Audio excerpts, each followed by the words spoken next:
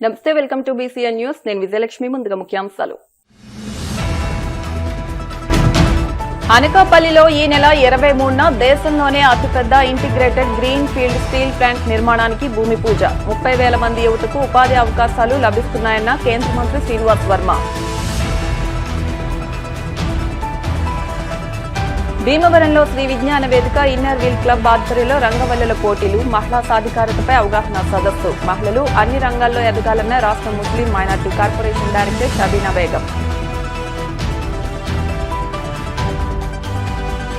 ఘనంగా morning coffee club founder and convener Bonda Rambabu పుట్టినరోజు వేడుకలు. స్నేహ స్వభావి, కల్మషం లేని వ్యక్తి అని కొనియాడిన మిత్రులు. ఘనంగా భీమవరం మీడియా క్లబ్ సర్వసభ్య సమావేశం. ప్రతి సభ్యుడు ఐక్యతగా నిబద్ధతతో సేవ చేసే గుణం కలిగి ఉండాలన్న అధ్యక్షుడు నూటెళ్ల తాతారావు. రాష్ట్ర పారిశ్రామిక రూపురేఖలను మార్చే విధంగా అనకాపల్లి జిల్లా నక్కపల్లి మండలం రాజయ్యపేటలో దేశంలోనే అత్యంత ప్రతిష్టాత్మకమైన integrated green field steel plant ఏర్పాటుకు సర్వం సిద్దమైందని కేంద్ర ఉక్కు, భారీ పరిశ్రమల శాఖ సహాయ మంత్రి భూపతిరాజు శ్రీనివాస్ వర్మ వెల్లడించారు. భీమవరంలో నిర్వహించిన మీడియా సమావేశంలో ఆయన మాట్లాడుతూ ఈ నెల 23వ తేదీ సాయంత్రం 4 గంటలకు ఆర్సెలర్ మిట్టల్, నిప్పన్ స్టీల్ సంస్థల ఆధ్వర్యంలో ఈ భారీ ప్లాంట్ నిర్మాణానికి భూమి పూజ నిర్వహించనున్నట్లు ఆయన ప్రకటించారు. మొత్తం 1.5 లక్షల కోట్ల అంచనా వ్యయంతో నిర్మాణం కానున్న ఈ ప్రాజెక్టు రాష్ట్ర పారిశ్రామిక చరిత్రలోనే అతి పెద్దదిగా నిలవనుందని పేర్కొన్నారు. తొలి దశలో 80,000 కోట్ల భారీ పెట్టుబడితో పనులు ప్రారంభమవుతాయని, 2029 నాటికి మొదటి దశ పూర్తి చేసి ఏటా 8.2 మిలియన్ టన్నుల ఉక్కు ఉత్పత్తిని లక్ష్యంగా పెట్టుకున్నామని వివరించారు. ఈ ఉత్పత్తి సామర్థ్యం విశాఖ స్టీల్ ప్లాంట్ కంటే కూడా అధికమని, తదుపరి దశలో దీన్ని 18.7 MTPA వరకు విస్తరించి దేశంలోనే అతిపెద్ద ప్లాంట్ గా తీర్చిదిద్దుతామని ఆయన ధీమా వ్యక్తం చేశారు. ఈ మెగా ప్రాజెక్టు ద్వారా స్థానిక యువతకు భారీగా ఉపాధి అవకాశాలు లభించనున్నాయని అన్నారు. కేవలం ఏడాది కాలంలోనే కేంద్ర రాష్ట్ర ప్రభుత్వాల సమన్వయంతో అన్ని రకాల అనుమతులను మంజూరు చేయడం ఒక రికార్డని, ఇది ముఖ్యమంత్రి చంద్రబాబు, కేంద్ర మంత్రి కుమారస్వామి కృషితో సాధ్యమైందని ఆయన కొనియాడారు. ఆంధ్రప్రదేశ్ రాష్ట్ర చరిత్రలో పారిశ్రామికంగా ఒక నూతన అధ్యాయం ప్రారంభం కాబోతా ఉన్నది. ముఖ్యంగా ఈ రాష్ట్రంలో 2024లో కూటమి ప్రభుత్వం అధికారంలోకి వచ్చాక రాష్ట్రంలో పెద్ద ఎత్తున పరిశ్రమలను ప్రోత్సహించడం ద్వారా పెద్ద ఎత్తున యువతకు ఉపాధి అవకాశాలను పెంచాలనేటువంటి ఆలోచనతో ప్రయత్నాలు ప్రారంభించాం. గత ప్రభుత్వం కాలంలో మీ అందరికీ కూడా తెలుసు, రాష్ట్రంలో ఉన్నటువంటి పరిశ్రమలు సైతం అనేక రకమైన పరిశ్రమలు బయట రాష్ట్రాలకు తరలి వెళ్ళిపోయినటువంటి సంగతి నుండి ఇవాళ రాష్ట్రాన్ని పరిశ్రమల పరంగా ప్రోత్సహించేటువంటి పద్ధతుల్ని అమల్లోకి తీసుకొచ్చాం. అందులో ముఖ్యంగా ఆంధ్రప్రదేశ్ రాష్ట్రంలో దేశంలోనే అతిపెద్దదైన ఇంటిగ్రేటెడ్ స్టీల్ ప్లాంట్ని మనం పట్టాలెక్కించబోతా ఉన్నాం అనేటువంటి విషయాన్ని చెప్పడానికి సంతోషపడుతూ ఉన్నాం. ఏదైతే అనకాపల్లి జిల్లా నక్కపల్లి మండలం రాజయ్యపేటలో దాదాపు 135,000 కోట్లతో ఆర్ఎస్ఎల్ మెటల్ గ్రూప్ వారు పనులు ప్రారంభించబోతా ఉన్నారు. ఈ నెల 23వ తేదీ సోషల్ మీడియాలో రకరకాల డేట్లు ప్రచారం అవుతూ ఉన్నాయి, కొన్ని ఛానల్స్లో కానీ ఇట్లలో కానీ. దీని మీద క్లారిటీ ఇవ్వాలనే ఉద్దేశంతో ఈ నెల 23వ తేదీ సాయంత్రం 4 గంటలకి దీనికి భూమి పూజ జరగబోతూ ఉంది. దాదాపు ఒక సంవత్సర కాలంలోనే అతిపెద్ద ఇంటిగ్రేటెడ్ స్టీల్ ప్లాంట్ అయినటువంటి ఈ ప్లాంట్కి ఒక సంవత్సర కాలంలో అవసరమైనటువంటి అన్ని అనుమతులను కూడా మంజూరు చేసినటువంటి సందర్భంగా మేము ముందుంచుతున్నాం. అత్యంత వేగంగా ఈ పరిశ్రమకు కావాల్సినటువంటి అన్ని అనుమతులు కూడా రాష్ట్ర కేంద్ర ప్రభుత్వాలు మంజూరు చేయడం జరిగింది. చాలా తక్కువ సమయంలో దీని మీద నిర్ణయాలు చేయడం జరిగింది. రాష్ట్ర ముఖ్యమంత్రి గారు తీసుకున్నటువంటి చొరవ కారణంగా ఏదైతే భూమి కేటాయించడం, పరిశ్రమకు అవసరమైనటువంటి అన్ని అనుమతులు కూడా రాష్ట్ర స్థాయిలో ముఖ్యమంత్రి గారి చొరవ కారణంగా త్వరితగతిన పూర్తి చేయడం, అదేవిధంగా కేంద్రంలో అవసరమైనటువంటి అన్ని అనుమతులను కూడా అతి తక్కువ కాలంలో మేము క్లియర్ చేయడం కూడా జరిగింది. స్టీల్ ప్లాంట్కి అవసరమైనటువంటి అన్ని అనుమతులు, పర్యావరణానికి కావాల్సినటువంటి అనుమతులు కానివ్వండి, న్యాయపరమైనటువంటి అంశాలు కానివ్వండి, అన్నిటినీ కూడా రికార్డు స్థాయి స్పీడ్లో అనుమతులు మంజూరు చేయడం జరిగింది. వీటన్నిటి కారణంగా రేపు 23వ తారీఖు నాడు భూమి పూజ జరగబోతాం. ప్లాంటు సామర్థ్యం దాదాపు 18.7 మిలియన్ టన్స్. 18.7 మిలియన్ టన్స్ లో మొదటి దశలో ఏదైతే 8.2 మిలియన్ టన్స్ను ఉత్పత్తిని లక్ష్యంగా తీసుకుని మొదటి దశ పనులు ప్రారంభించబోతాం. అంటే 8.2 మిలియన్ టన్ అంటే మొదటి దశలో ఇవాళ విశాఖ ఉక్ ప్లాంట్ ఏదైతే సామర్థ్యం ఉన్నదో 7.3 మిలియన్ టన్. ఇది మొదటి దశలోనే 8.2 మిలియన్ టన్, అంటే ఒక విశాఖపట్నం ప్లాంట్లో ఉన్నటువంటి లక్ష్యం కన్నా ఎక్కువ మొదటి దశలో. ఈ లక్ష్యాన్ని 2029 నాటికే పూర్తి చేయాలనేటువంటి ఒక లక్ష్యంతో పనులు ప్రారంభమవుతూ ఉన్నాయి. ఆ తర్వాత 29 నాటికి మొదటి దశ పనులు పూర్తయ్యాక ఆ తర్వాత మరొక 10.5 మెట్రిక్ టన్ సామర్థ్యం 2034 నాటికి పూర్తి చేయడం లక్ష్యంగా ఇవాళ భూమి పూజ కార్యక్రమం నిర్వహించబోతా ఉన్నారు. ఆర్ఎస్ఎల్ మెటల్ ఏదైతే ఉందో ప్రపంచంలోనే ఉక్కు దిగ్గజంగా పిలువబడుతూ ఉంటాయి. అనేక దేశాల్లో ఉక్కు పరిశ్రమలు నిర్వహిస్తున్నటువంటి సామర్థ్యం సమర్థత కూడా ఆ గ్రూపుకు ఉంది. దాదాపు ఒక 30,000 మందికి ప్రత్యక్షంగా ఉపాధి కలిగించేటువంటి పరిస్థితి ప్రాంతంలో ఉన్నది అనేటువంటి విషయాన్ని ఈ సందర్భంగా చెప్తాం. ఏదైతే మొదటి దశలో 80,000 కోట్ల రూపాయలు పెట్టుబడి, ఈ విధంగా ఇంత పెద్ద ఎత్తున ఆంధ్రప్రదేశ్లో దేశంలోనే అతిపెద్ద ఇంటిగ్రేటెడ్ స్టీల్ ప్లాంట్ అయినటువంటి ఒక ఉక్కు పరిశ్రమ ఆంధ్రప్రదేశ్లో మనం ప్రారంభించడం అనేది ఆంధ్రప్రదేశ్ రాష్ట్ర చరిత్రలోనే ఒక మైలురాయిగా మిగిలిపోతుంది. ఈ రాష్ట్ర పారిశ్రామిక అభివృద్ధిలో ఒక మైలురాయిగా మిగులుతుంది అనేటువంటి విషయంలో ఏమాత్రం కూడా అనుమానం లేదు. ఇకపోతే ఇంటిగ్రేటెడ్ స్టీల్ ప్లాంట్ అంటే ఇది పర్యావరణానికి ఏ రకమైనటువంటి నష్టం కలగకుండా నిర్వహించేటువంటి ప్లాంట్. అంటే దాదాపు మొదటి దశలో ఏదైతే ఇందాక మనం అనుకున్నామో 8.2 మెట్రిక్ టన్ ఉత్పత్తికి 2,200 ఎకరాలను ఇప్పటికే రాష్ట్ర ప్రభుత్వం కేటాయించింది. ఇందాక చెప్పా, చాలా త్వరితగతిన రాష్ట్ర ప్రభుత్వం చర్యలు తీసుకోవడం ద్వారా, అదేవిధంగా కేంద్ర ప్రభుత్వం పెద్ద ఎత్తున చర్యలు తీసుకోవడం ద్వారా ఒక ప్లాంటు ప్రారంభించాలి అనుకున్నాక సంవత్సరంలోపే అన్ని అనుమతులు వచ్చినటువంటి పరిశ్రమ ఇది. ముఖ్యంగా స్టీల్ పరిశ్రమకు సంబంధించిన అన్ని అనుమతులు.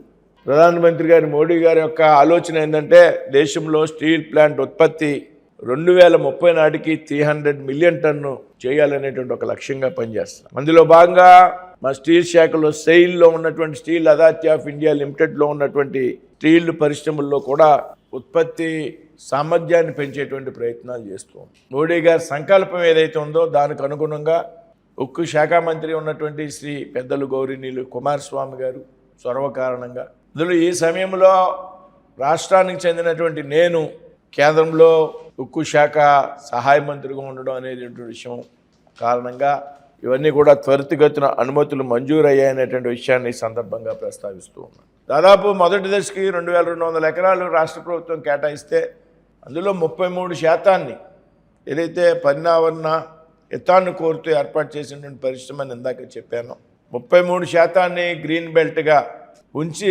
పరిశ్రమని నెలకొల్పుతారనేటువంటి విషయాన్ని సందర్భంగా చెప్తాం. అదేవిధంగా లాజిస్టిక్స్, గ్రీన్ లాజిస్టిక్స్ అంటే లాజిస్టిక్ కారణంగా ఏ విధమైనటువంటి పర్యావరణం కూడా దెబ్బతినకుండా కాలుష్యాన్ని తగ్గించాలనేటువంటి ఆలోచనతో ఈ పరిశ్రమ కోసం ఛత్తీస్గఢ్లో ఉన్నటువంటి కిరండల్ నుండి ఏదైతే ప్లాంట్ నెలకొల్పేటువంటి ప్రాంతం ఉన్నదో రాజయ్యపేట వరకు దాదాపు 245 కిలోమీటర్లు ఒక పొడవైనటువంటి స్లరీ పైప్ లైన్ని నిర్మాణం చేస్తున్నారు. దాదాపు 245 కిలోమీటర్ పైప్ లైన్ కిరండూల్ నుండి రాజయ్యపేట వరకు. అంటే ఏదైతే ముడి సరుకు ఉన్నదో ఆ ముడి సరుకుని స్లరీ పైప్ లైన్ ద్వారా రాజయ్యపేటకు తీసుకొచ్చేటువంటి ఆలోచన ఇది. పైప్ లైన్ నుంచి ముడి సరుకు రవాణా అవుతుంది. దీనికి ఎన్ఎండిసి పూర్తిగా సహకరించడం జరిగింది.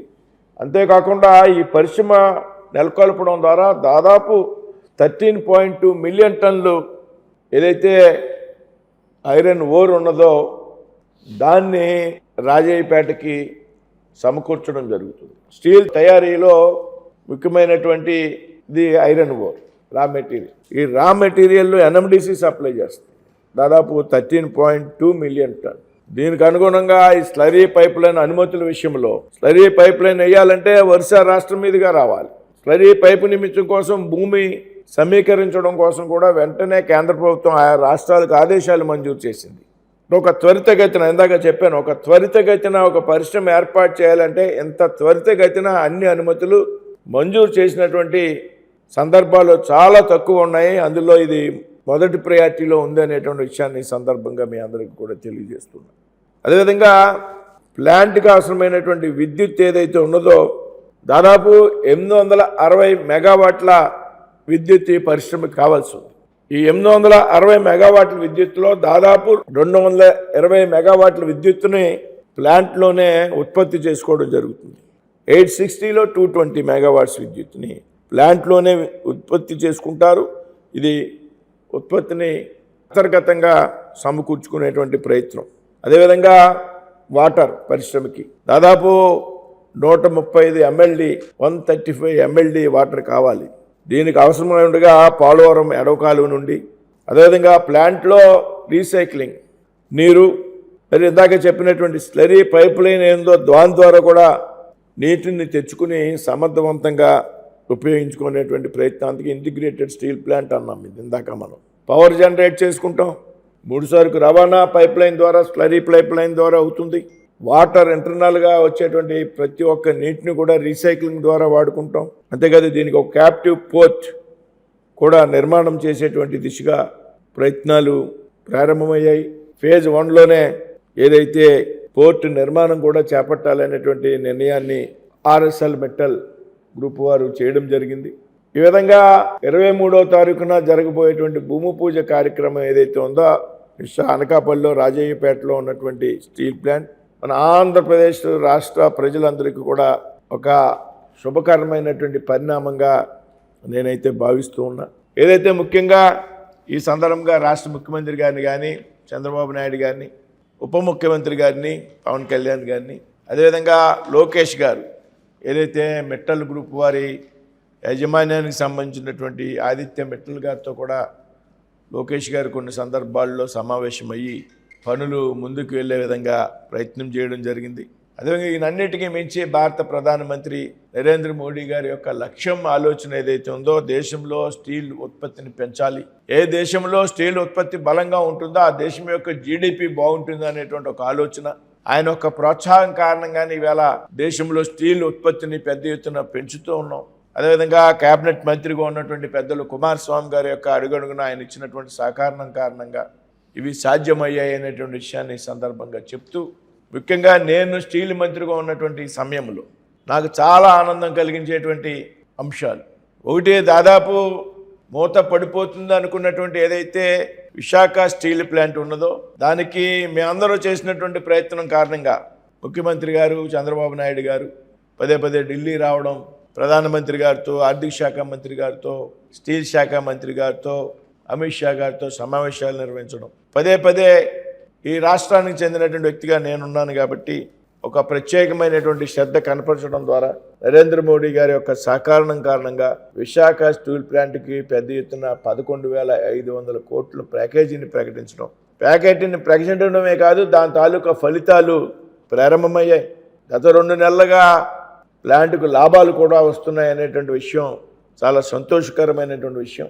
అదే సందర్భంలో నేను మంత్రిగా ఉన్నటువంటి సమయంలో దేశంలోనే అతిపెద్ద ఇంటిగ్రేటెడ్ స్టీల్ ప్లాంట్ ఏదైతే ఉన్నదో అది మన రాష్ట్రంలో మన ప్రాంతంలో భూమి పూజ చేసుకోవడం, ఈ 2 విషయాలు ఆనందాన్ని ఇస్తున్నాయనేటువంటి విషయాన్ని సందర్భంగా తెలియజేస్తూ దీని కారణంగా రాబోయేటువంటి రోజుల్లో ఈ ప్రాంతంలో ఏదైతే గతంలో విశాఖ స్టీల్ ప్లాంట్ పెట్టినప్పుడు ఈ ప్రాంతంలో పెద్ద ఎత్తున ఉపాధి లభించినటువంటి విషయం మనందరికీ కూడా తెలుసు. ఈ ప్రాంతంలో ఉన్నటువంటి ప్రతి ఒక్క కుటుంబం నుండి కూడా విశాఖ స్టీల్ ప్లాంట్లో ఉద్యోగాలు రావడం జరిగింది. అదేవిధంగా రాబోయేటువంటి సమయంలో రాబోయేటువంటి రోజుల్లో ఏదైతే ఆర్ఎస్ఎల్ మెటల్ యొక్క పరిశ్రమ ద్వారా ఈ ప్రాంతంలో యువతకు పెద్ద ఎత్తున ఉపాధి అవకాశాలు వస్తాయనేటువంటి విషయంలో ఏమాత్రం సందేహం లేదని ఈ సందర్భంగా తెలియజేస్తుంది. అతివలు ఆకాశమే హద్దుగా అన్ని రంగాల్లో ఎదగాలని రాష్ట్ర Muslim minority corporation director MD Shabina Begum అన్నారు. అంతర్జాతీయ మహిళా దినోత్సవ వారోత్సవాల్లో భాగంగా భీమవరం బీవీరాజు పార్క్లోని తెలుగు తల్లి విగ్రహం వద్ద గురువారం శ్రీ విజ్ఞాన వేదిక ఇన్నర్ వీల్ క్లబ్ ఆధ్వర్యంలో రంగవల్లుల పోటీలు, మహిళా సాధికారతపై అవగాహన సదస్సు నిర్వహించారు. షబీనా బేగం మాట్లాడుతూ మహిళల సమస్యలకు భయపడవద్దని, అవాంతరాలను ఎదుర్కొని నిలవాలని సూచించారు. మహిళా సాధికారత ఉంటేనే అభివృద్ధి సాధ్యమని, పురాణాల నుంచి మహిళలకు ప్రత్యేక గౌరవం ఉందన్నారు.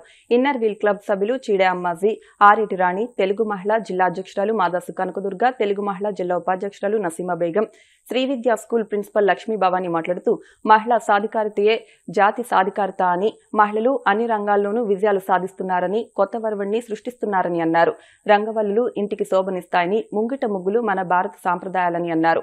కార్యక్రమ నిర్వాహకులు చెరుకోడ రంగసాయి మాట్లాడుతూ 114 మంది విద్యార్థులు బాలబాలికలకు రంగవల్లుల పోటీలు నిర్వహించామని, గెలుపొందిన వారికి బహుమతులు అందజేశామన్నారు.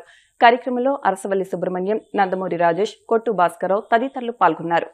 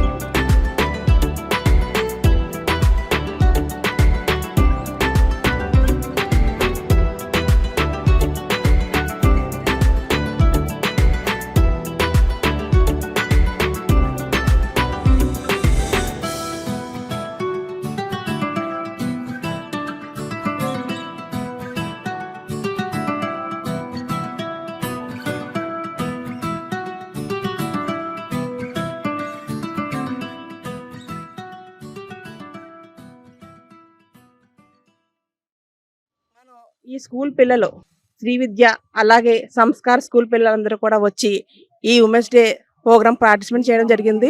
శ్రీరామన్ స్కూల్ వాళ్ళు కూడా ఉన్నారు ఇందులో. మన మహిళలు అన్ని రంగాలలో కూడా ముందున్నాము. స్త్రీ లేనిదే జననం లేదు, స్త్రీ లేనిదే గమనం లేదు, స్త్రీ లేనిదే సృష్టిలో జీవం లేదు, స్త్రీ లేనిదే అసలు సృష్టే లేదు అన్నారు. అంటే మహిళలు మనం ఈ ఉమెన్స్ డే దేశవ్యాప్తంగా కూడా ఒక పండుగలా జరుపుకుంటున్నాము. ఈ ఉమెన్స్ డే మనం జరుపుకుంటున్నామంటే ఒక మహిళ గురించి. ఆ మహిళ ఎవరంటే క్లారా జెట్కిన్. ఆ క్లారా జెట్కిన్ అనే మహిళ ఈ దన్నా, ఎందుకంటే మహిళలు అప్పట్లో పనిచేసేవారు, ఎక్కువ పనిచేసి తక్కువ జీతం తీసుకునేవారు. అందుకని న్యూయార్క్లోని ధర్నా చేసింది ఆవిడ. ఆ ధర్నా చేసి నిరసన చేయడం వల్ల అమెరికాలోని సోషలిస్ట్ పార్టీ వాళ్ళు అంగీకరించి ఈ మార్చి 8న ఉమెన్స్ డే అనే ప్రోగ్రామ్ చేయడం జరుగుతుంది. మహిళలు అన్ని రంగాల్లో కూడా ముందున్నారు. అదేవిధంగా అందరూ చెప్తున్నారు, ప్రతిరోజు చెప్తున్న విషయమే మహిళలు అన్ని రంగాల్లోనే ముందున్నారని. అదేవిధంగా ఇప్పుడు పిల్లలు నాకు చూస్తే ఆశ్చర్యం వేస్తుందండి. చదువుతో పాటు వాళ్ళు చాలా ముగ్గులు కూడా చాలా బాగా వేస్తున్నారు. నేను అడిగాను, ఇంటి దగ్గర మీరు ముగ్గులేస్తారా అని. వేస్తామండి, అప్పుడప్పుడు ఆ ఇంటి ముందు ముగ్గులేస్తామంటున్నారు. అది ఆడపిల్లలకండి. ఆడవాళ్ళకి ఉండే సహజ లక్షణం ఏంటంటే అన్ని కళలు ఆడవాళ్ళకే సొంతం. సముద్రాన్నైనా ఏదొచ్చు కానీ సంసారాన్ని ఎదలేదని ఒక సామెత ఉంది. కానీ అలాంటి సంసారాన్ని ఇది నెగ్గుకొచ్చి కుటుంబ బాధ్యతని మొత్తం ఎన్ని కష్ట నష్టాలున్నా, ఎన్ని కష్టాల్లో ఉన్నా కూడా తల్లిదండ్రుల సహకారం లేకపోయినా, భర్త లేకపోయినా కూడా కుటుంబం కోసం కొవ్వొత్తిలా కరిగి వెలుగునిస్తారు మహిళ. అదే మహిళ యొక్క గొప్పతనం. అలాగే ఇప్పుడు ప్రభుత్వాలు కూడా మనకి ఎన్నో అవకాశాలు ఇస్తున్నాయి. వాటిని మనం సద్వినియోగం చేసుకుని అలాగే మనం ముందుకు వెళ్ళాలని ఈ సందర్భంగా తెలియజేస్తున్నాం. చెప్పదలుచుకున్నది ఏంటంటే ఆడపిల్లలు ముఖ్యంగా చాలా జాగ్రత్తగా ఉండాల్సిన అవసరం అనేది ఉంది. వాళ్ళు సెల్ఫ్ డిఫెన్సివ్ టెక్నిక్స్ కూడా నేర్చుకోవాల్సిన అవసరం అనేది ఉంది. చిన్నప్పటి నుంచి కూడా ఎటువంటి పరిస్థితులనైనా కూడా ఎదుర్కొనే సాహసం, ధైర్యం కూడా అలవర్చుకోవాలని చెప్పి వాళ్ళకి చెప్పడం అనేది జరిగింది. ఎన్నో రకాల సమస్యలు ఉన్నప్పటికీ కూడా ఆ సమస్యలన్నింటినీ అధిగమించి వాళ్ళకి ఏదైనా బాధ వచ్చినప్పుడు పేరెంట్స్కి తర్వాత గురువులకి చెప్పుకున్నట్లయితే ఆ సమస్య సమస్యలు అనేవి తీరుతాయని చెప్పి వాళ్ళకి చెప్పడం జరిగింది. ఎందుకంటే ఈ రోజున సమాజం అనేది ఆడపిల్లలకి ఏ విధంగా మనం రకరకాల సంఘటనలు అనేవి చూస్తూ ఉన్నాము. మరి అటువంటి దుర్ఘటనల్ని ఎదుర్కోవాలి అంటే ఆడపిల్లలు చిన్నతనం నుంచి కూడా ధైర్య సాహసాలు పెంపొందించుకోవాలి, ముందుకు వెళ్ళాలి. నేను సార్ సివి రామన్ పాఠశాలలో 9వ తరగతి చదువుతున్నాను. ఈ రోజు ప్రపంచ మహిళా దినోత్సవ కార్యక్రమాల సందర్భంగా మా సివి రామన్ స్కూల్ కి, అలాగే సంస్కార్ స్కూల్ కి, శ్రీ విద్యా స్కూల్ కి అందరికీ కలిపి ఒక 100 మందికి ముగ్గులు కాంపిటీషన్ పెట్టడం జరిగింది. ఇలా మమ్మల్ని అన్నింటిలో ఎంకరేజ్ చేస్తున్నందుకు మహిళలందరికీ మరియు రంగసాయి గారికి ధన్యవాదాలు. స్నేహ స్వభావి, అందరివాడు, కల్మషం లేని వ్యక్తి రాంబాబు అని ఆదిత్య స్కూల్ ప్రిన్సిపల్ తొత్తర శ్రీనివాస్ అన్నారు. చాగంటి వారి శిష్యులు, దర్శకులు కె రాఘవేంద్రరావు, ప్రియ శిష్యులు, నటులు శోభన్ బాబు వీరాభిమాని, ఫ్రెండ్స్ ఫర్ ఎవర్ సలహాదారులు, morning coffee club founder and convener Bonda Rambabu అని, co convener Oleti Srinivas, PRO Battiprolu Srinivasarao, Bangaru Ramu, పులవతి Ramakrishna అన్నారు. బోండా రాంబాబు పుట్టినరోజు వేడుకలను భీమవరం డిఎన్ఆర్ కళాశాల రోడ్లోని తాడిమళ్లవారి కాంప్లెక్స్ లో మిత్రుల మధ్య నిర్వహించారు. పలువురు వక్తలు మాట్లాడుతూ అందరితో సొంత మనుషులా కలిసి ఆప్యాయంగా పలకరించే మనసున్న మనస్తత్వం ఉన్న వ్యక్తి రాంబాబు అని, ఆయన మరెన్నో పుట్టినరోజు వేడుకలను జరుపుకోవాలని కోరుకుంటున్నామన్నారు. భీమవరం డిఎన్ఆర్ విద్యా సంస్థల మాజీ కోశాధికారి, Bhimavaram DNR alumni secretary, Leo club district మాజీ ప్రెసిడెంట్, చైతన్య భారతి కోశాధికారి, డిఎన్ఆర్ లా కళాశాల సభ్యులు, శోభన్ బాబు సేవా సమితి సభ్యులు, లయన్స్ క్లబ్ అధ్యక్షులు, morning coffee club founder, convener గా రాంబాబు అనేక పదవులను చేపట్టారన్నారు. ముందుగా వారికి ఆ మంచి కృష్ణమోహన్ ఆశీస్సులు, శుభాకాంక్షలు తెలియజేసి సత్కరించారు. West berry school director Nadimpalli Mahesh, Karumuri Satyanarayana, Bonda Hanumantharao, Kanagarla Ramakrishna, Karumuri Badri, Kurisetti Satish, Manipalli Ravi Chinnarao, Gade Nageswararao, Nandamuri Rajesh, Peruchela Lakshmanavarma, Juliri Raja, lions club సభ్యులు, మార్నింగ్ కాఫీ క్లబ్ సభ్యులు, వాకర్స్ సభ్యులు, రాంబాబు బాల్య స్నేహితులు పాల్గొన్నారు.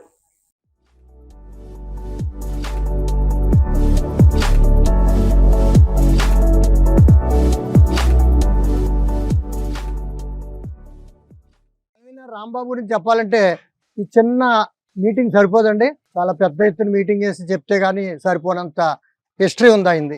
సింపుల్గా చెప్పాలంటే మార్చిలో మహానుభావులు పుడతారని పెద్ద ఆయన చెప్పాడు నాకు. మన నిజంగా మహానుభావుడు ఆయన. మరి మన కాఫీ క్లబ్ ఈ రోజున ఇంత కళకళలాడుతూ ఇంత ఉచ్చ స్థితిలో ఉందంటే దానికి కారణం మన రాంబాబు. ఈ ఒక్కటే కాకుండా లయన్స్ క్లబ్ అవనివ్వండి, వాసవి క్లబ్ అవనివ్వండి, చైతన్య భారత్ అవనివ్వండి, అనేక సంస్థల్లో ఉంటూ మరి ఆ సంస్థకు కూడా వెన్నుదండ్రులుగా ఉంటూ ఆ సంస్థని ఎంతో అభివృద్ధి పదంలో తీసుకెళ్తున్న వ్యక్తి మన రాంబాబు గారు. ఆ సంస్థల యొక్క ప్రెసిడెంట్ కూడా నాతో ఈ మాట చెప్పారు, రాంబాబు వల్లే మనం ఇంత హ్యాపీగా ఈ మీటింగ్లు కండక్ట్ చేయగలుగుతున్నాం, ఇంత ఉన్నత స్థితిలోకి వెళ్ళగలుగుతున్నాం అని చెప్తున్నారు. మరి అలాంటి వ్యక్తి కాఫీ క్లబ్ లో మన ఫౌండర్ గా, మన కన్వీనర్ గా ఉండటం మన అందరి అదృష్టం.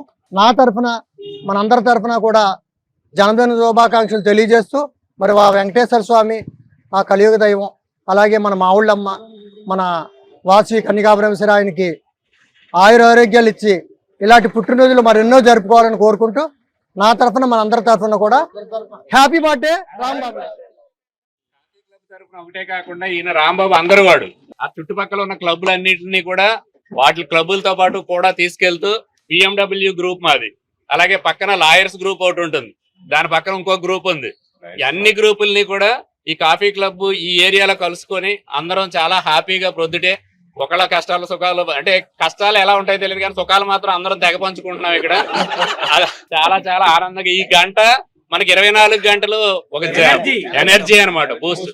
అటువంటి అవకాశం మా అందరికీ కలగజేసిన ఈయనకి మళ్ళీ పుట్టాలని, మాతోనే పుట్టాలని మనస్ఫూర్తిగా కోరుకుంటూ ఈరోజు పుట్టినరోజు జరుపుకుంటున్న మన మిత్రుడు coffee club convener Bonda Rambabu గారికి నా తరపున మన అందరి తరపున పుట్టినరోజు శుభాకాంక్షలు తెలియజేస్తూ, పెరుగని వారు, అలసట చందని వారు, అరమరికలు లేని వారు, అందరి మన్ననలు అందుకున్న ఆత్మీయ సోదరుడే కదా మన రాంబాబు గారు. రామరాజభూషణ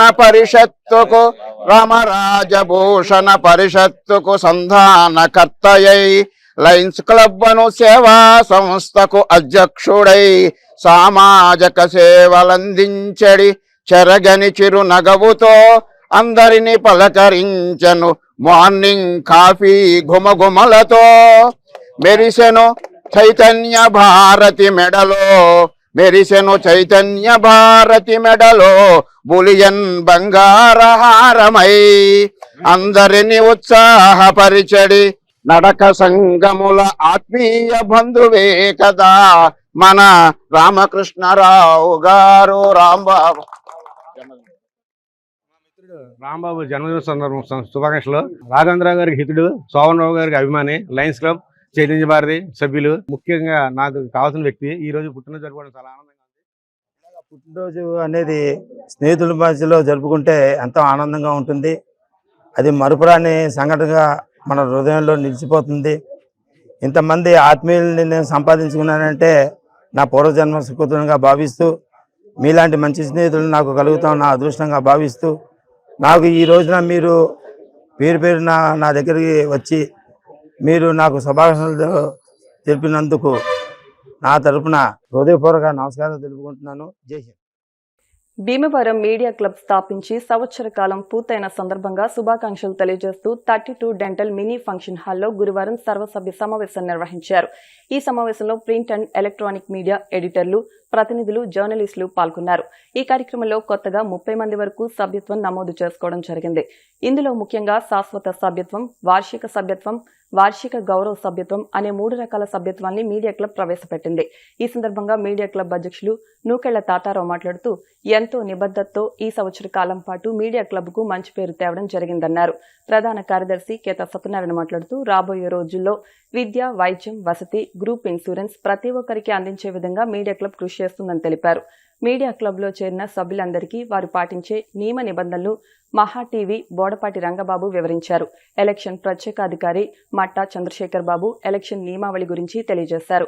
ఈ కార్యక్రమంలో BCN Shanivarapu Manikanta Kumar, I news RAT Srinivas, TV nine Srinivas, ABN Varma, TV five Brahmaji, Eenadu Kandiboina Srinivas, Sai, Godavari, Kadali Saibaba, 6 TV Adi, Prajasakti Naresh, Andhraprabha Surya, BRK news Hanumantharao, RTV Krishna, Visalandhra Chinni, CVR Rajendra, అరుణ్లు సభ్యులు తమ అమూల్యమైన సలహాలు, సూచనలు ఇచ్చారు.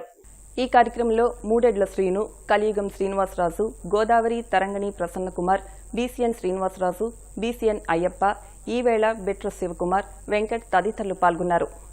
భీమవరం మెంటవారి తోటలోని వండర్ కిడ్స్ పాఠశాలలో అంతర్జాతీయ మహిళా దినోత్సవాన్ని పురస్కరించుకుని బాలికలకు సెల్ఫ్ డిఫెన్స్ ప్రోగ్రాం నిర్వహించారు. దీనిలో భాగంగా వండర్ కిడ్స్ విద్యార్థులు సెల్ఫ్ డిఫెన్స్ డెమో నిర్వహించారు. ఈ కార్యక్రమానికి ముఖ్య అతిథిగా 1 టౌన్ సీఐ నాగరాజు విచ్చేశారు. పాఠశాల కరాటే కోచ్ కుమారి దివ్య పర్యవేక్షణలో సెల్ఫ్ డిఫెన్స్ డెమో నిర్వహించారు. బాలికలు చిన్నతనం నుండి స్వయం శక్తితో ఎదగాలని, ఆత్మనిర్భరత, ఆత్మస్థైర్యంతో ఎదగాలని హితవు పలికారు. Circle inspector of police Vamsikrishna విచ్చేశారు. పాఠశాల చైర్మన్ అల్లు రామకృష్ణ మాట్లాడుతూ ఈ కార్యక్రమంలో భాగంగా పాఠశాలలో విద్యార్థులకు సెల్ఫ్ డిఫెన్స్ పెంపొందించడానికి పాఠశాలలో 1వ తరగతి నుండి కరాటే క్లాసులు నిర్వహిస్తున్నామని, దీని ద్వారా పిల్లల్లో ఆత్మస్థైర్యం, వికాసం జరుగుతుందన్నారు. ఈ కార్యక్రమంలో పోలీస్ సిబ్బందితో పాటు పాఠశాల సిబ్బంది పాల్గొన్నారు. విశిష్ట అతిథులుగా పాఠశాల ప్రధానోపాధ్యాయులు Allu Vanajakshi Kumari, vice principal Allu Bhagyasri, Vijayalakshmi, principal Tanala Vani తదితరులు పాల్గొన్నారు.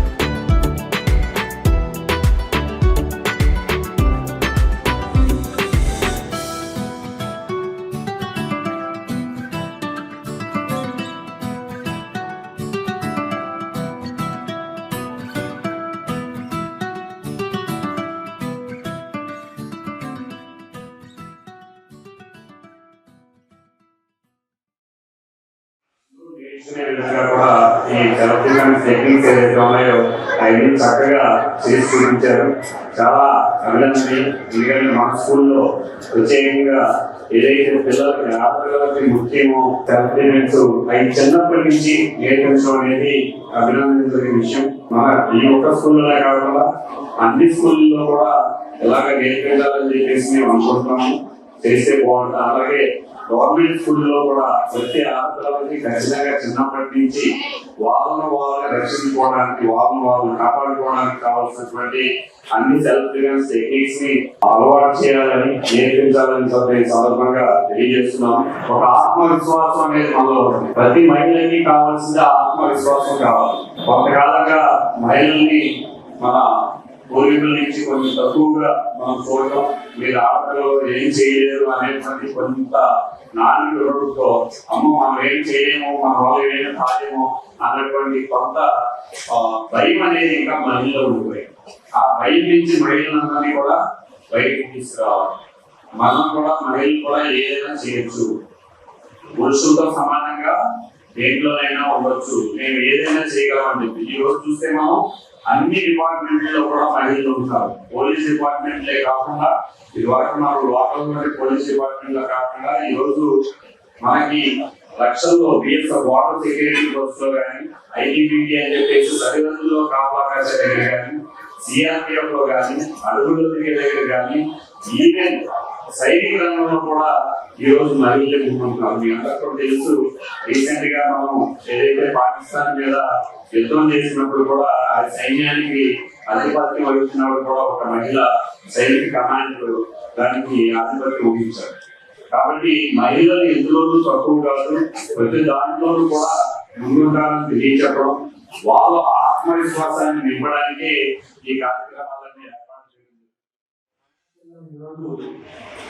మనకి ఎక్కడైనా అన్ఎక్స్పెక్టెడ్ గా ఏదైనా ప్రమాదం జరిగితే మనం ఎలా రక్షించుకోవాలనే కార్యక్రమాన్ని ఈరోజు మనం ఏర్పాటు చేస్తున్నాం.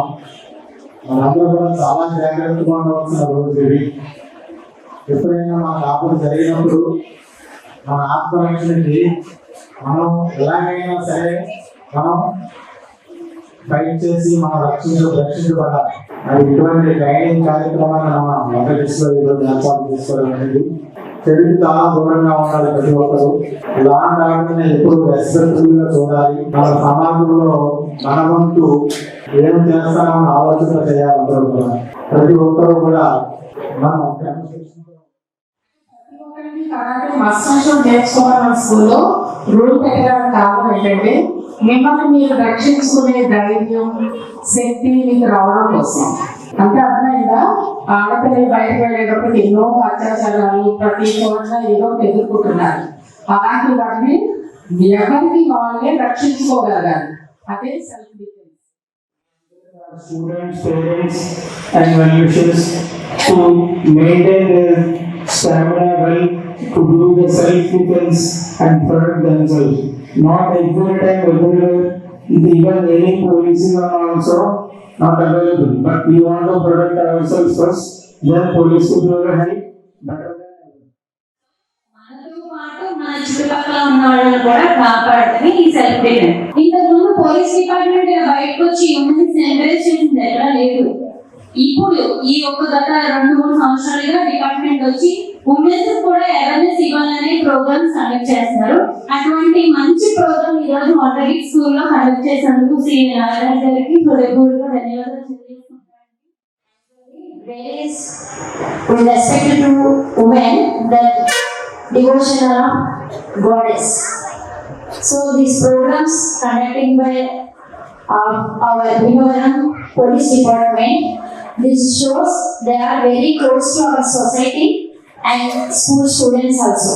Actually, police means we have to see in police station or any crowd places, in temples, same like.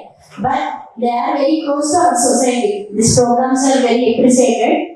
March, we have to celebrate International Women's Day. It means we have to give respect and equal rights to male, and we have to defend ourselves. పళ్ల శుభ్రత ఆరోగ్యానికి రక్ష అని నోటి శుభ్రతపై నిర్లక్ష్యం వహించవద్దని 32 dental care ఆసుపత్రి అధినేత doctor yes Gautam అన్నారు. భీమవరం పట్టణ స్వచ్ఛంద సంస్థల ఆధ్వర్యంలో గురువారం 32 డెంటల్ కేర్ ఆసుపత్రిలో జాతీయ దంత వైద్యుల దినోత్సవాన్ని నిర్వహించారు. డాక్టర్ గౌతమ్ మాట్లాడుతూ గ్రామీణ ప్రజలకు దంత ఆరోగ్యంపై అంతగా అవగాహన ఉండటం లేదని, దంత ఆరోగ్య పరిరక్షణ, నోటి పరిశుభ్రత, చిగుర్ల ఆరోగ్యం లాంటి అంశాలపై అవగాహన అవసరమన్నారు. శరీరంలో అన్ని భాగాలు ముఖ్యమని, దంత నిర్లక్ష్యం వల్ల పళ్లు పాడైపోతాయన్నారు.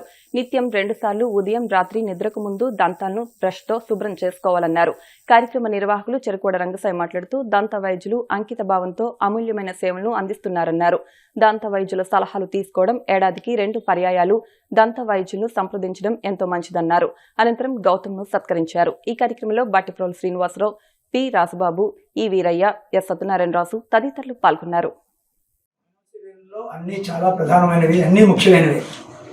దానిలో ఏది లోపించినా సరే మనిషి రుగ్మతకు పాలవుతారు.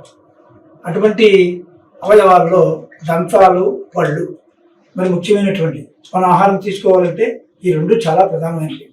మరి దీనికి చాలామంది నెగ్లెక్ట్ చేయడం వల్ల పళ్ళ ద్వారా కూడా పళ్ళ క్యాన్సర్ కూడా వస్తుందని, పంటి క్యాన్సర్ కూడా వస్తుందని ఇవన్నీ తెలియజేస్తున్నారు. మరి ముఖ్యంగా ఏ భాగాన్నైనా సరే ముందు అవేర్నెస్ తీసుకుని ముందు ప్రివెన్షన్ is బెటర్ అని చెప్పేసి మనం జాగ్రత్తగా ఉండి వైద్యుల సలహాలు తీసుకుంటూ ముందుకు రావాలని మనం కోరుకుంటున్నాం. మరి వాళ్ళ దంత వైద్యులు డాక్టర్ గౌతమ్ గారు, ఆయన వృత్తిరీత్యా వైద్యులు, మరి ప్రభుత్వ రీత్యా సంఘ సేవకులు. మరి సంఘ సేవకులు అంటే మరి ఏ ప్రచారం లేకుండా సమాజంలో అనేక సేవా కార్యక్రమాలు నిర్వహిస్తూ వస్తున్న డాక్టర్ గౌతమ్ గారు, వారి నాన్నగారు ఎస్ఎస్ఎన్ మూర్తి గారు కూడా సమాజంలో బాగా సేవలు అందించేవారు. మరి డాక్టర్గా దేశ నాయకులు, ప్రపంచ సైంటిస్టులు, మరి ఎన్నో నవల్స్, ఎన్నో పుస్తకాలు, గ్రంథాలు అన్నీ కూడా లైబ్రరీలో దొరకడం కూడా ఇక్కడ హాస్పిటల్లో పెట్టి ఒక అవేర్నెస్ కల్పిస్తున్నారు. అది కూడా కాకుండా వృద్ధాశ్రమాలు, అనాథాశ్రమాలు, మరి పేద విద్యార్థులు అందరికీ కూడా తన రీతిలో కాదు, అనుకున్న దానికన్నా ఎక్కువగా వాళ్ళకి ప్రోత్సహించడం వల్ల అనేక మంది విద్యార్థులు ఇవాళ సమాజంలో పెరుగుతున్నారు. వృత్తిరీత్యా ఆయన చేసుకోవచ్చు, కానీ ప్రభుత్వ రీత్యా సమాజంలో ఇంత గుడ్ నేమ్ ఉన్న వ్యక్తిని మేము చూడలేదు. ఇవాళ దంత వైద్యుల దినోత్సవం సందర్భంగా వారిని సత్కరించుకోవడం చాలా గర్వంగా ఫీల్ అవుతున్నాం. ఈ సందర్భంగా మేము ఉగాది వేడుకలకి ఉగాది పురస్కారాలు అందిస్తూ ఉంటాం. దానిలో ఈ సంవత్సరం ప్రత్యేకించి ఇది ప్రత్యేక సన్మానం చేయాలి, ఒక అవార్డు ఇవ్వాలని అనుకున్నాం. కానీ వారు అంగీకరించాలని కోరుకుంటున్నాం. మరి ముఖ్యంగా డాక్టర్ గౌతమ్ గారు ఇంకా మరిన్ని సేవలు చేయాలని చెప్పేసి దంత వైద్యుల దినోత్సవం సందర్భంగా దంత వైద్యానికి ప్రత్యేక స్థానం ఉంది. అందువల్లే ప్రత్యేకమైనటువంటి కోర్సులు, డిగ్రీలు వాటిలో ఏర్పాటు చేయడం జరిగింది. నోటి శుభ్రత, దంత ఆరోగ్య పరిరక్షణ అనేటువంటిది చాలా అవసరం. ఈ హాస్పిటల్కి వచ్చేటప్పటికి చూడగానే పరిసరాలు, నాకు ముఖ్యంగా అక్కడ ఆకర్షించింది పుస్తకాలన్నీ పెట్టి, ముఖ్యంగా తెలుగు సాహిత్యం, ఆ పుస్తకాలు అవి చూస్తే చాలా ఆనందం కలిగింది. ఇక్కడ కూర్చుని గ్రామ సమయంలో రోగులు అక్కడ పుస్తకాలు తీసుకుని చదవడం అనేది కూడా ఎంతో, అది మానసికంగా వారికి ఆరోగ్యాన్ని కలిగిస్తుంది. మంచి అలవాటుగా నేను అనుకుంటున్నాను. మా కుటుంబంలో కూడా మా కోడలు దంత వైద్యులు, విష్ణు డెంటల్ కాలేజీలో వాడు పనిచేస్తున్నారు, డాక్టర్ ఆర్య.